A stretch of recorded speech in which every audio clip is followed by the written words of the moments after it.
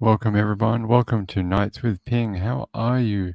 I just spoke to you a couple of hours ago, but came back because I remembered that we had the inquest going on in Melbourne for Elly Warren, and wanted to share that with you. A letter given out from her family at the end of the inquest. Inquest ran for 3 days: Tuesday, Wednesday, and Thursday. Today is Thursday in Melbourne, and it's basically a long letter demanding justice for their daughter. Their daughter, if you remember um, the show we did on her a couple of weeks ago, or a couple of days ago, but she was a young woman from Mordialloc in Victoria, Melbourne, and not far from where I live, actually, about 5 train stations away. So I know the area quite well. I didn't know her, but I know the area. Um, Her poor family has been doing, especially her dad, has been doing a their own private investigation of her death for the last 7 years, and they've traveled there, they've done things, spoken to people, and they're still not any closer to finding out who killed their daughter. They were hoping this inquest might have done more to do it, but we'll probably have to wait for whatever the coroner suggests or wants to do. I hope they get the solution that they want for their daughter. But the letter here says, "We'd like to thank the Victorian Coroner's Court for investigating the death of Elly, and His Honour John Cain for using his discretion to hold an inquest. For 7 years we have lived in the hope of finding those responsible, and we would like to thank those who have put in so much work, both here and in Mozambique, our belief on our behalf. We had assumed that to this day that Elly's death was being treated as a homicide by the Australian Federal Police here in Australia. It was a shock to learn in the coroner's court that Elly's death was only being treated by the AFP as a homicide as recently as May 2023. So they were under the impression that our local police and government thought her death was a homicide since 2016, but apparently not. The Mozambique autopsy report dated November 2016 gave a finding of homicide. Numerous persons gave opinions of suspicious death. 2 further autopsies found death by asphyxiation. The official drug report from the South African autopsy found no drugs in Elly's system. So we found it disappointing and upsetting to discover that Elly's death was only recently being treated as a homicide by Australian authorities. We have been told on many occasions by the AFP that there was a lot of official correspondence coming out of Mozambique and many updates from the AFP over the 7 years. Whilst we were aware of Australians being unable to do their own investigation into Elly's death as they had not been invited by the Mozambique officials, we were still of the opinion that the AFP were treating Elly's death as a homicide. Not once in the past 7 years did anyone tell us otherwise. Thanks to the efforts of our private investigator and lawyer, we feel we are now closer to finding out the who, what, and why of Elly's murder. It has been an incredibly difficult period of time for us, and also a very frustrating one. We believe that no parent should have to self-fund their child's homicide investigation. Elly was a beautiful person with a big personality and a big heart to match. She didn't deserve her fate that befell her, and I'm sure with the right processes in both places, we will hopefully see the justice Elly deserves. What we really hope to see following the inquest is a crime investigation conducted by the AFP, which we now know to be possible under Australian legislation. This would open the way for persons of interest to be formally interviewed in foreign countries that have mutual agreements of assistance with Australia. We've had many setbacks and hurdles along the way, so we've learnt not to get our hopes up and trust the right people are doing the very best for us. We continue to self-fund the investigation in Mozambique, and there that we hope, with the AFP providing valuable support through a criminal investigation, that the perpetrators will be brought to account for their actions. Our investigator and lawyer in Mozambique continue to work alongside Mozambique authorities to bring us closure and Elly peace. And that's from Nicole and David. So I hope they get it. It would be really nice if they did.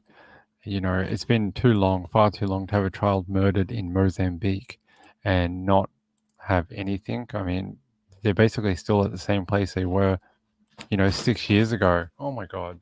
Rory. Oi, both of you two, go away. My cats are mental. Let's get something better for you guys. Is it this one? Let's have a look. So this was always the one I found interesting. This is Paul Warren. This is him here in Mozambique. And I always found this really touching that he, had this thing put up with photos of Elly and reminders. This is a letter here basically saying $10,000 reward for information leading to whoever hurt Elly, and some pictures of her so the locals kind of, can remember what she looks like. I'm not sure if he ever received much, but, at least it's there, and sort of a tribute to her, I guess. I think it's where she was found too, in this location, which was very sad. But they interviewed some of her friends. They said, we can see here, they said a statement by one of Elly's friend, Jada O'Shea, was read to the court on Tuesday, with the woman describing her late friend as outgoing, loud, curious about everything. The coroner's court heard the pair and other volunteers would spend nights together in Tofu, including the night Elly lost her life. She said earlier that evening the group had spent some time at a local bar before heading back to one of their houses to enjoy some wine. But since Elly disliked wine, she told the others she wanted to head back home to the bar, or head back to the bar. They eventually caught up with Elly there, with Miss O'Shea noting she looked normal. Elly gestured to them about 11 p.m. that she would grab a beer and join them, but they never saw her again. We assumed she went back to the hostel. A security guard was one of the last people to see her alive around 2:30 a.m. in the morning. Before Miss O'Shea headed back to her own accommodation, she went to use the public toilet block where Elly was found, located just 20 meters from the bar. I walked over to the exact location where her body was found and she wasn't there. But hours later, Elly's body would be discovered in that exact spot. I think that goes to show that she was moved at some point. Um, oh, this picture. I wish that would auto do that, and if you load something else, it would flip it over. It never does that. Thanks for letting me know, Laura G. Lux is here. He is here.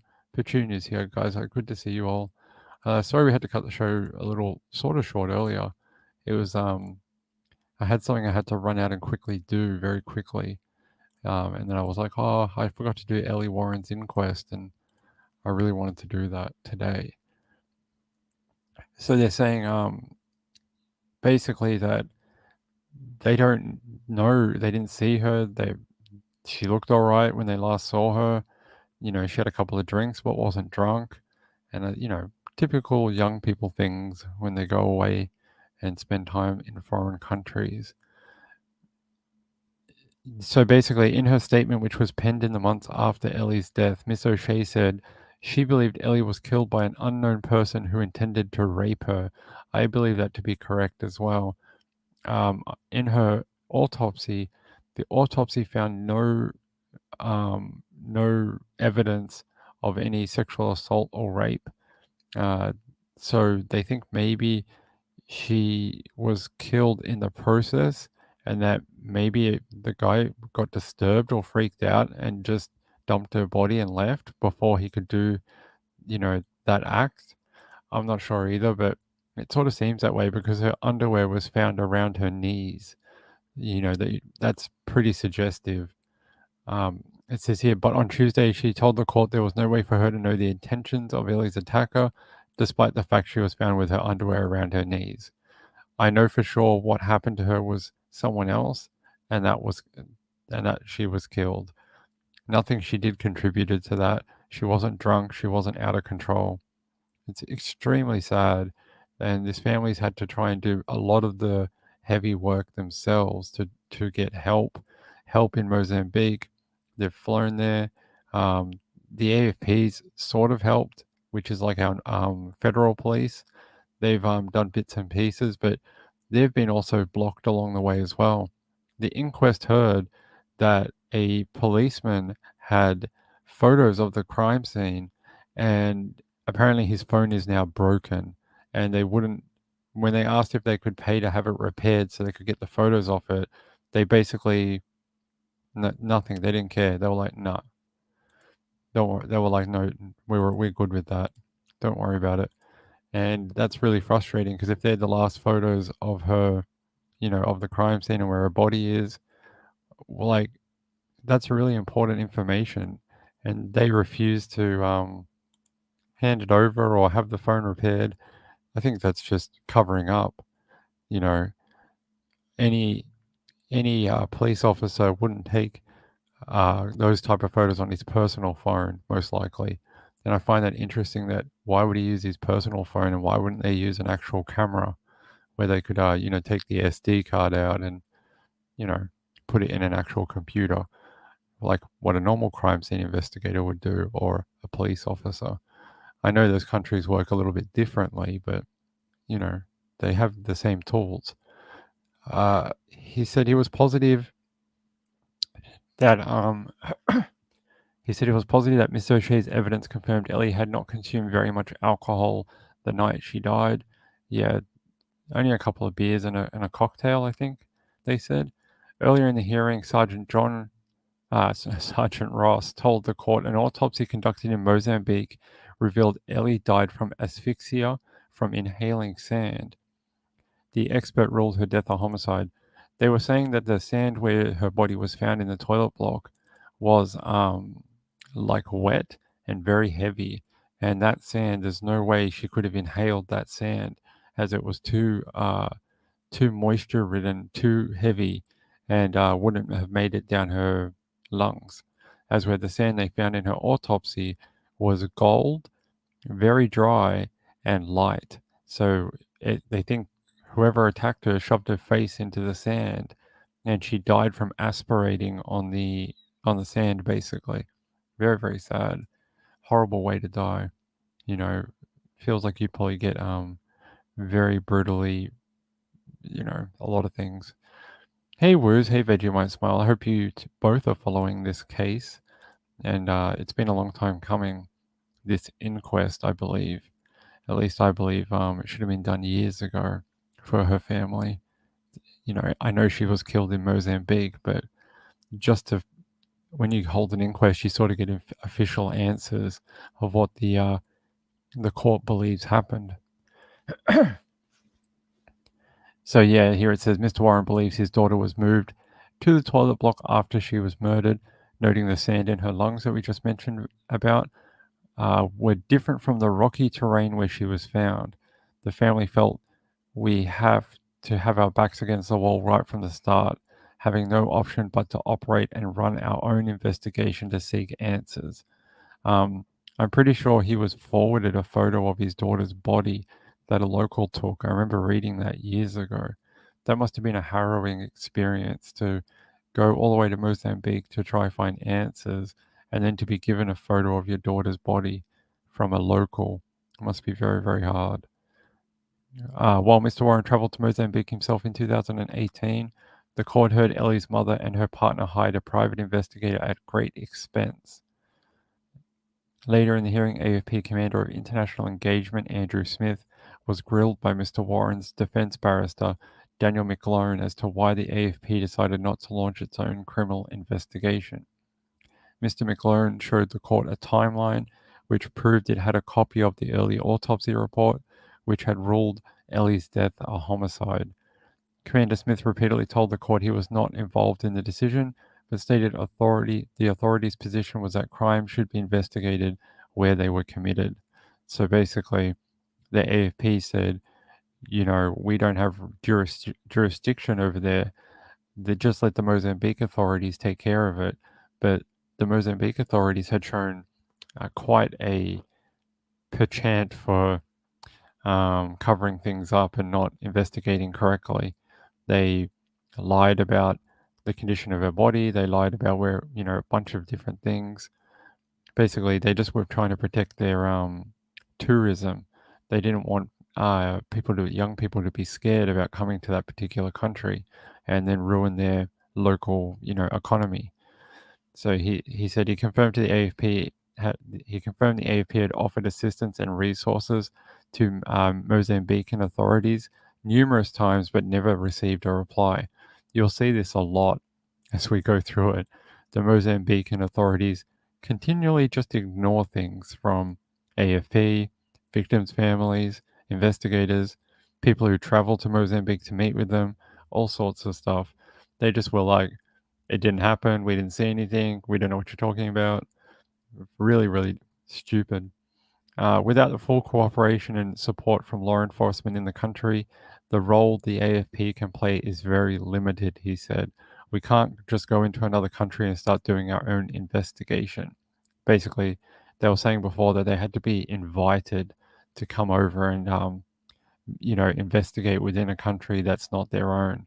And I reckon they could have pushed harder. The court heard the AFP only sent a senior official to Mozambique this year after State Coroner John Kane in February urged them to move heaven and earth to get answers. Should have done that years ago. As a result, it emerged that Mozambican police had finally ruled her death a homicide. I believe this is a concession. I believe that the only reason they did this is because they probably just wanted it to go away. And they're like, well, let's just give them the homicide because, that's what it looks like anyway.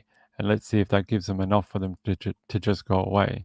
And, it's just should have been a homicide 6 years ago. Commander Smith told the court a brief of evidence was now before a Mozambican judge who could either close the investigation, request the investigation continue, or recommend a prosecution be commenced against a suspect. However, Australian authorities do not have access to the brief because they have not lodged a mutual assistance request with Mozambique. Commander Smith told the court this type of request could only be lodged if the AFP was actively investigating, which they are not. Elly's stepfather Dave told Coroner John Kane to order the AFP to launch a homicide investigation, telling the court they needed evidence that could convict Elly's killer. 7 years later, and Elly has no justice, he said. We must get it for her. We owe it to her as an Australian citizen. I agree. Australian citizens, um, you know, you think when you go to another country and if something happens to you, our country's going to come and look after you and your family, and they're going to do whatever they can to, um, get a conviction or help get the police there to do something. And it's really unfortunate that in a lot of cases it ends up like this, where the AFP is just like, oh, there's nothing we can do. Just let the police in the country do it. It's very, very sad. Elly's mother cried as she told the court she mourns the loss of the life that Elly had the right to enjoy. I miss her today, tomorrow, and will miss her for the rest of my life. Coroner Kane will investigate the cause and circumstances of Elly's death before handing down the findings or his findings at a later date. It says the inquest continues, but it's actually wrapping up this afternoon. Hey everyone, that was a long, super long document, so I want to say hello to everyone. Lux says, sounds like the police in Mozambique are shady. They are very shady. They are just, I don't know, they just don't, it seems like they just want it to go away. They don't want a white dead girl on their books, and they just, because originally they just said it was an accident or something like that. They said she died accidentally. I don't know how you die accidentally with sand in your throat and your lungs, but okay. I believe it was a cover up from the start, and they had no intention of ever investigating it properly. I think to them, their tourism trade was much more important than some Australian dead white girl. They just didn't care. They were like, well, she's not a local, she's not a citizen. Who cares? Let's just sweep it under the rug. Let's not spook all the tourists, and let's just see if we can continue on. And it looks like that's what they've done. And basically, the only one that's really done much here is Coroner John Kane, who basically put his foot down and demanded that something get done so this family can have some sort of like justice for their daughter. And it's just like the fact they haven't even asked for a mutual assistance request with Mozambique to try and get the brief of evidence. Just it says here, Commander Smith told the court this type of request could only be lodged if the AFP was itself actively investigating. What do you mean they're not actively investigating? What have they been doing for 6 years? I mean, it just seems like the family's being let down at every step of the way, unfortunately. Either let down at every step of the way or being let down by bureaucratic red tape. You know, that's what it seems like to me. Vegemite Smile, as Ping would say, all the cool kids are here. Yeah, you guys are part of the cool kids club. I got a little rattled earlier because I lost a bunch of my links and I've got to find a better solution for it. So we ended up cutting the show a little short. So yeah, it's really sad. I hope this inquest spurs something into action for her. There she is. Can you guys see? Yep. Oh no, wait, it's this one. Sorry, I've got two different ones for the story. We have a nice photo of Elly. Let's have. There we go. Nice girl from a suburb that is not far from me.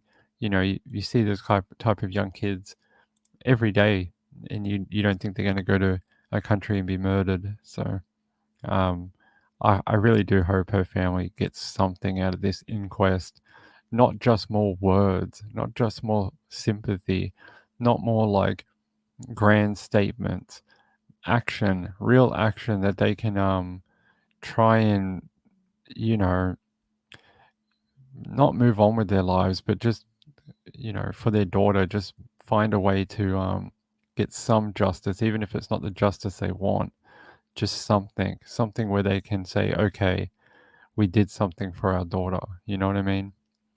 I don't know if they will actually get an arrest. Trying to get arrests in foreign countries can be really difficult, and especially when the country doesn't want to play ball and they don't want to help. So, how are you all doing in the chat?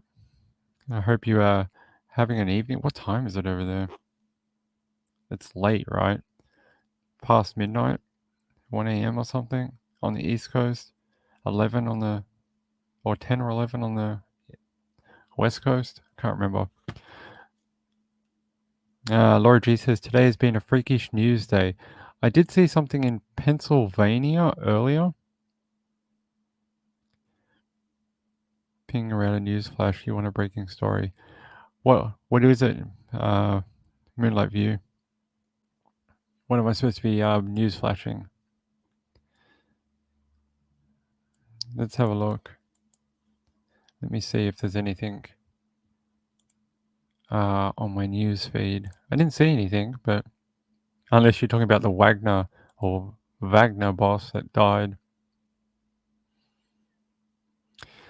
Vegemite Smile, did you talk about the mushroom case on Web Sleuth's channel? Did you watch the show on Channel 9? I haven't had a chance to watch the 60 Minutes. I will tonight. And we talked a little bit about the burial of two of the people and how they're holding a memorial next week. What else? We spoke about there is a sort of antidote for it. I'll see if I can find that. Hold on. It's some sort of dye that you can have if you here the Guardian. I'll show it. So it says here, potential antidote found for toxin in world's most dangerous mushroom. I wonder if they got a photo. They don't. But apparently you can take this dye and it has to be done really quickly. Like, it might have the time on here. Let's have a look. It says here, in tests with mice as well as human cells in the lab, scientists found that indocyanine green was able to prevent liver and kidney damage that was induced by amanitin. It also improved the probability of survival after poisoning.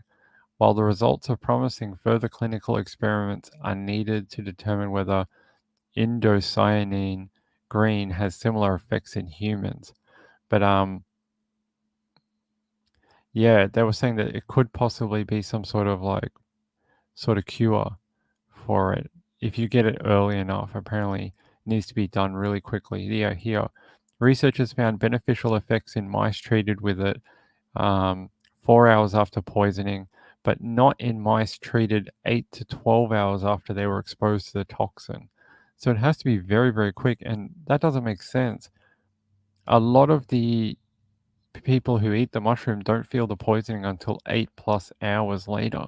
So you would have to know that you ate the wrong mushroom and then get the antidote so it doesn't, or this dye, not an antidote, but more a dye that could help you. It doesn't make a lot of sense. The timelines don't match up with the poisoning. Oh, Laura G says there was a barricade situation in Pittsburgh outside a children's hospital, plus the Russian mess, a political sideshow, and the biker bar shooting. Oh my god. Um, oh, Moonlight View. Yeah, insightful one told me about this. We can have a look. She sent me an article. Share this. Convicted killer Paul Flores attacked in prison.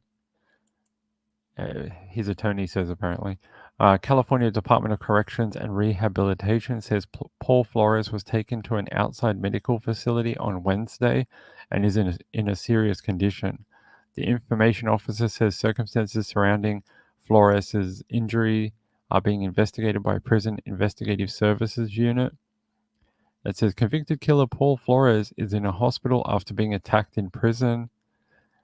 Last October, he was convicted of the 1996 murder of Cal Poly student Kristen Smart. In March, he was sentenced to 25 years to life in prison. He was being housed at the Pleasant Valley State Prison in Coalinga, where the attack occurred. The extent of his injuries are unknown. They are expected to release more information soon. They're saying Flores and Smart were both students at Cal Poly when she disappeared following an off-campus party. He was long considered a person of interest in the case. In April 2021, Flores was arrested and charged with Smart's murder. That was one of the most brutal cases. They didn't know where she was. They thought she was buried under his driveway at his home. And I mean, if you look at the evidence, he was the only one who could have really been anywhere near her. Oh my god, this is the wrong one. Here, share this tab. There we go. Can we watch this? Breaking news, convicted killer Paul Flores is in a hospital after being attacked in prison. Attorney Harold Misick confirmed to KSBY.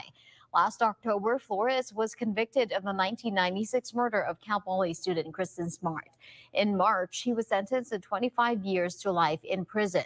The 46-year-old was being housed at Pleasant Valley State Prison in Coalinga when the attack occurred.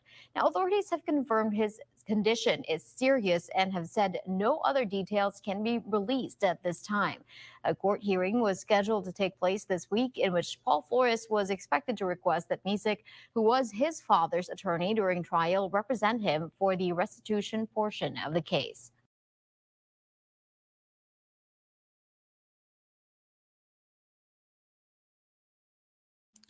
Gambler asks, where was the fire tornado? The one I showed was not British Columbia, it was in Canberra, Australia.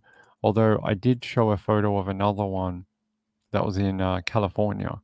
But I do know there was one in Canada in 2015.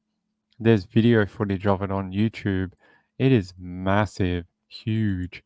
One of the biggest ones I've ever seen. We might be able to find it if you guys would like to have a look. Give me 2 seconds.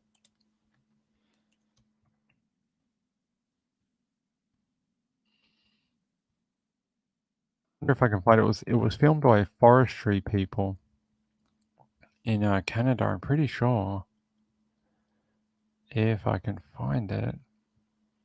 I've seen the footage for years, but there it is. How can we watch this though? There we go. Ah, no, don't do that. All right.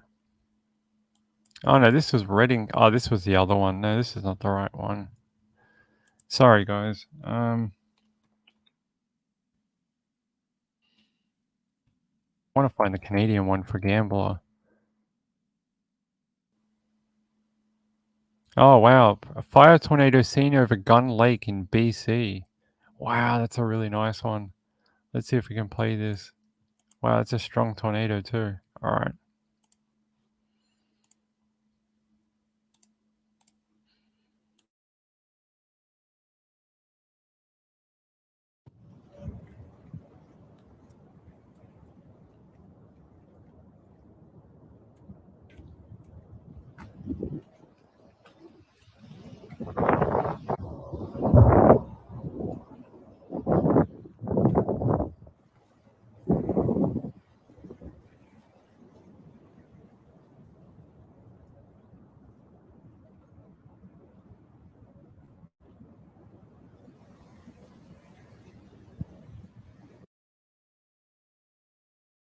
Our Brady Strachan is live in Kelowna with the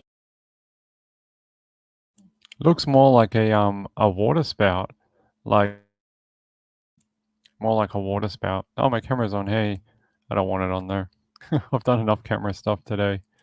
Um, yeah, that's brutal. That's a really good one.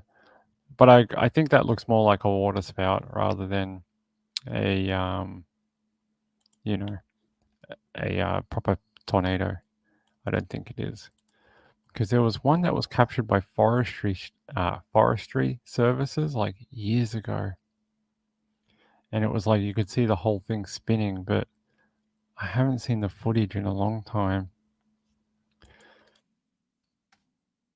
I have to have a look and see if we can.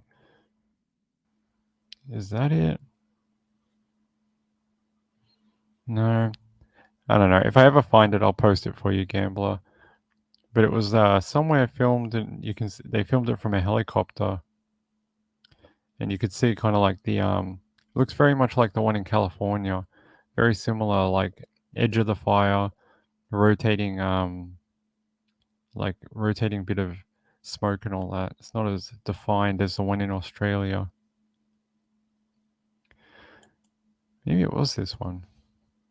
Here, you guys can see. Yeah, it might be this one. This might have been Reading Calif. Look at that. Don't know if this is considered a tornado or just a fire, what they call a fire whirl. To be a tornado, actually has to be a full funnel. But this one's pretty impressive too. All right, let's get back to the chat. Let's have a look. Um,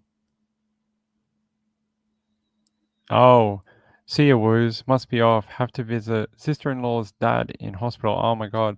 Hope they're okay. Prayers for a good recovery. Hey, Sienna, how are you, my friend? Good to see you. Hope you are doing well. Well, this is just supposed to be a small update for Elly's inquest. I hope we will see um a a release from the judge, and then we will be able to read that out to you. But I think it's really important to cover her case because it shows what happens if you die in another country. Sometimes it's not as clean cut as you think it's going to be, and look at the hassle this poor family had to go through. Lindy Bridges says they considered it a fire tornado at the time. I don't know if they still do. The video I saw had fire whirl. A fire whirl is not the same. A fire whirl is basically just convective air that spins around and makes sort of like a swirly pattern in the fire. A fire tornado actually has to have a pyrocumulus cloud, or pyrocumulonimbus cloud. So thunderstorm, fire thunderstorm cloud, and then it puts down a real tornado with wall cloud and funnel and all that type of stuff. They're pretty rare. They don't happen that often. You need really good conditions, even with a fire. You need sort of some moisture and this and that. So, Vegemite Smile says, I don't know what Vegemite Smile says. I think I was reading the wrong comment. Yeah, did you guys all see the thing in Pennsylvania earlier today? That was pretty bonkers. I know Mel was covering it earlier. Shooting. I was going to do something on it, and then my time ran out by the time we went live, and it was already resolved. So there was no point actually, covering it because I think the gunman got killed. Oh yeah, here. The subject in this incident was pronounced deceased by PGH EMS at 5:08 p.m. Eastern Standard Time. Yeah, so what's this? Might hear the gunshots. You hear the gunshot. Look. We are getting breaking news out of Pittsburgh, where police say they are engaged in an active shooter situation. In fact, they call it an extremely active situation where there are shots being fired between police and a suspect that they were apparently trying to evict. Listen to some of the video that's coming into our newsroom. You can actually hear a lot of that rapid gunfire.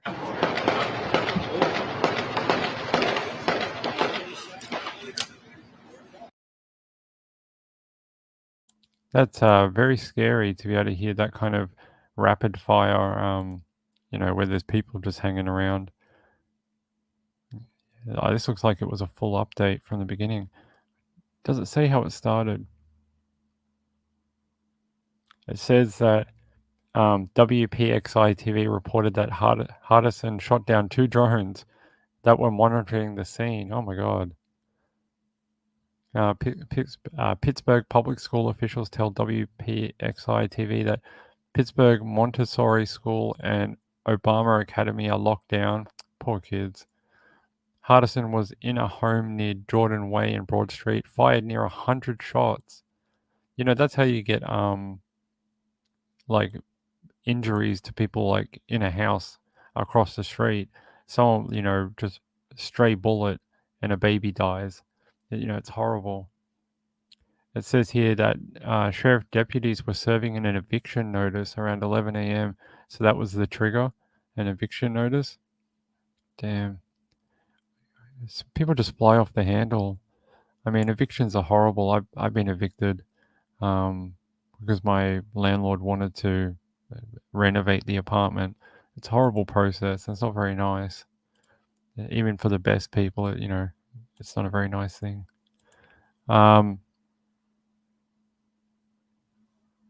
Gambler says, I was just about to say, it says fire well. I don't know why in the caption it said fire tornado. A lot of people that are not into weather don't know the difference. It's sort of like people who don't know the difference between a tornado and a water spout. And they just think it's a funnel in the sky. They sort of look the same. They're both tornadoes. So, unless you're really into it, maybe you won't know the difference, but it doesn't matter. Laura G says, apparently it was a whole family saga from one of the articles I read. We were saying tonight on the other show that there's just such an increase in domestic violence and family violence, people dying because of that. It's just horrible. I woke up this morning and this had sort of already happened, but the Russian President Vladimir Putin's a bloody revenge. Shadow Home Affairs and Cybersecurity Minister James videos after they pronounce this with a V. It's Wagner boss. He's like shock coup. So I am not surprised that this guy died mysteriously in a airline crash in near the Russian capital. Like it's just, I think, didn't we all know that was coming? I just felt like we all knew this guy was not going to be alive for very long. Candy says, I felt bad for the guy. It was a combination of shooters, tangled family dynamics, mental issues, and he considered himself to be a sovereign citizen. He felt he should be able to live in that home. The sovereign citizen thing is taking off here in Australia. So many people have tried to use that with police, and the police have just broken their window in the car and just dragged them out, because police here just don't put up with it. They're just like, we don't, you have to live by the like laws that we have here. I think people take it too far. It's an interesting thought experiment, but when you live in a country, unfortunately, the laws surrounding you are bound to you. There's not much you can do. Just saying a few words that you read online won't get you out of a traffic ticket. It won't get you out of your taxes, and it will not stop a police officer from arresting you. But the only one I've ever seen where someone didn't get arrested was because the person didn't do anything wrong in the first place, and the police just wanted to check on them and check their ID. And the cop was like, I don't get paid enough for this, and just left. The cop was like, I got better things to do than sit here and argue with some guy about sovereignty and how they're a corporation or something, and his birth certificate doesn't mean he's a corporation. And oh my god, these guys. Apparently, in Australia, a guy tried to take it to court, and he tried spouting all this pseudo legal Freeman stuff, and the judge just got so mad. He's like, if you say this stuff again, he's like, I am going to throw you in jail. He's like, enough. He's like, this is a court of law, not a court of like, Facebook or something. And the judge was really mad about it. So I get it. I mean, the judges' times, they don't have a lot of time in the court. So you get these people wasting hours and hours and hours spouting all this stuff. Takes up court time. Lindy Bridges says, we were living in the mountains above Reading at the time. Oh, really? 4 big fires broke out that summer. It was our last summer in the mountains. I wouldn't go back. I guess the fire danger out there with so much fuel for the fires, it would be very hard to live there during drought and high heat, because you would always be on edge that a thunderstorm, a downed power line, someone throwing a cigarette out their car could just start a big fire, and you guys would have to be on the move again. It'd be very, very hard to do. I don't blame you for not going back. I live in the city, right? I live in the city, and I had a bushfire down the end of my street one year. Literally down the end of my street, we have like a park, and it's got like golf and a river and stuff down there. But there was a massive bushfire. I was in my apartment, and I could hear these helicopters, and all day we live near an airport, like a little airport, so we often hear air traffic. But they were constant and like just like buzzing around, and I was like, that's a lot of air traffic just sitting above my house. And I went out there, and there was like 10 helicopters with water, those ones that have the water bag under it that can drop things on fires. And I'm like, oh my god, where is this coming from? And it ended up being down the end of the street. Some people had started a fire because they were camping on that land, and then they didn't put out the fire properly, and it sparked back up from the embers and created a massive bushfire. So yeah, a little bit of interesting history, ping history. Lindy Bridges says Robert Law and Lumber said if the sovereign citizen stuff actually had legal, he would use it. I know, right? If anyone could get out of their taxes, we'd all use it. Taxes are one of the only constants in life. So I agree with him. Let me just check something. It's about 4 o'clock. Been on here about 40 minutes or... Yeah, I got on here at 3:20. So about 40 minutes. Let me just check something because I did hear a buzz, and I don't want people to feel mad at me for not saying thank you. I appreciate when people support this new channel. It helps me a lot. Oh, it's my friend. Oh, I can say your name. I always worry that I can't say people's names, but that's okay. It's Kathy Lynch. Hey, Kathy. Kathy says computer repairs or whatever you need it. Thank you, my dear. That really does help. That graphics card that died, I ended up having to. They called me not long ago, and I ended up having to pay $350 outside of the warranty because they said I had moisture damage, so I had to pay that off. So that really does help. Thank you, my friend. and I do appreciate it. Hopefully, we'll have it back tomorrow. They said they're shipping it this afternoon back to me, so I'd like to have that back so I can do more video editing and live streams and stuff like that. So I'm going to shut down for the night. I really appreciate it. I'll be back tomorrow night on Web Sleuths. I'm filling in again for Trish. And then maybe we'll do another little 40-minute live stream on this channel. Really appreciate everyone being here. And yeah, be back tomorrow night. And remember, if you want to look up Elly Warren and see more of her inquest, if you're interested, have a look. Her family, I think, would really like it if more people knew about her and what happened to her. So that's it from me. Thank you, everyone. I really appreciate it, and thanks for thank you to all the new subscribers. My subscribers went through the roof since last weekend. Got almost close to 200. So thank you very much, and really appreciate it. And Moonlight View, thanks for being the only moderator on this channel. You do a great job. All right, that's it from me. Love you all. Good night.